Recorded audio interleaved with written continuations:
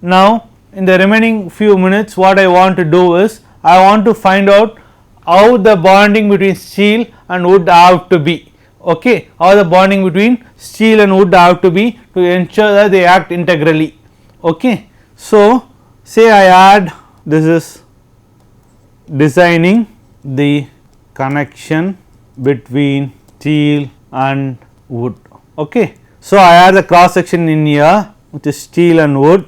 So now say, let us say I nail through the steel and I penetrate through the wood like this, okay. This is the cross section. Now in the elevation, or this is in the y z plane, if I look from bottom, what will happen is I will have the steel plate with some screws on it at equal distances apart, screws or nails nailed onto it at some equal distances apart, okay. Now let us say the spacing of this nails is S, okay. What am I interested is what should the spacing be, so that what is the spacing, so that I can get an integral action between the steel and the wood. That is, I do not want, we saw the shear stresses develop in the beam to maintain the integral action. If the steel and the wood were to deform differently, then what will happen is there will not be this integral action between steel and the wood. The wood will deform, there will be top surface will be in compression for the wood, bottom surface will be in tension for the wood, and the steel also will have top surface in compression, bottom surface in tension, and there will be a separation at the interface between the steel and the wood. That is not what we want, right. So how do you connect, how do you design this connection is the question, okay. Now for that you have to find the shear stresses that will come at the steel wood interface, okay. So we saw that the shear stresses sigma xy is given by V into ys as divided by izz into B, right. Now we derive this expression for a homogeneous section, wherein we said that sigma xx is given by m by mz by izz into y minus y naught, okay. This is what we used the expression for the bending normal stress. Now what will be the expression, sigma xx would be Ey times y minus y naught mz, that should be a negative sign here, divided by integral Ey y minus y naught whole square dAx, Ax with the negative sign, right, okay. Now looking at the magnitude, is how the magnitude of the actual bending stress would be, okay. Now what I was interested was d sigma xx by dx is what gave us this Vy here, right. So that will still be minus E of y minus y naught divided by integral E of y minus y naught whole square dAx into dmz by dx, that will be minus Vy, which will mean that this will be Ey times y minus y naught Vy divided by integral E of y minus y naught whole square dAx, okay.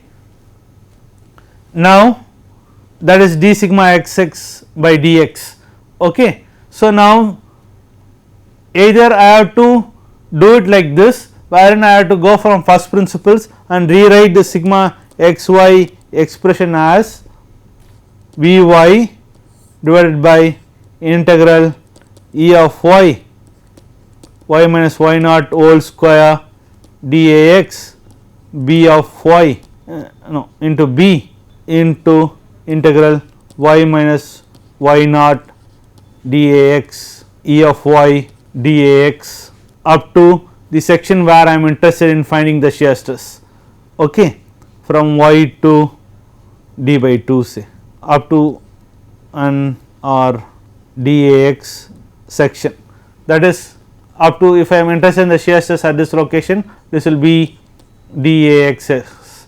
Okay. So, that is how this is from the first principles. On the other hand, if I use the equivalent section approach, then I need not change this expression for shear stress, it will remain the same, except that now I have to use this as the cross section of this beam, this as the cross section of the beam, where this will be m times b, this is b, this is d, and this is t, and my expression for sigma x y remains as Vy into Ys into As divided by Izz of this section times B of that section. Okay.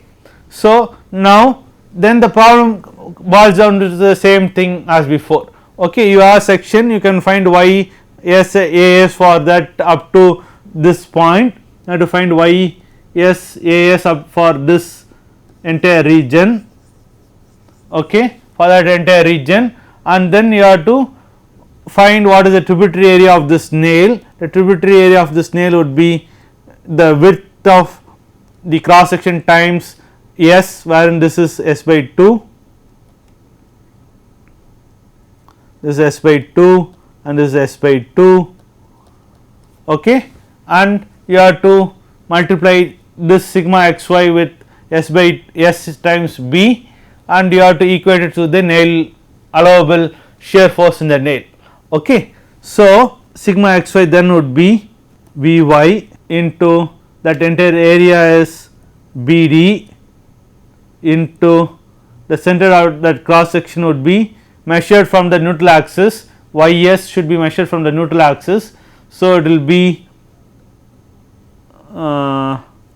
neutral axis is somewhere here, this is the neutral axis, the center of that cross section would be this distance is d by 2, and I know that this distance is y naught.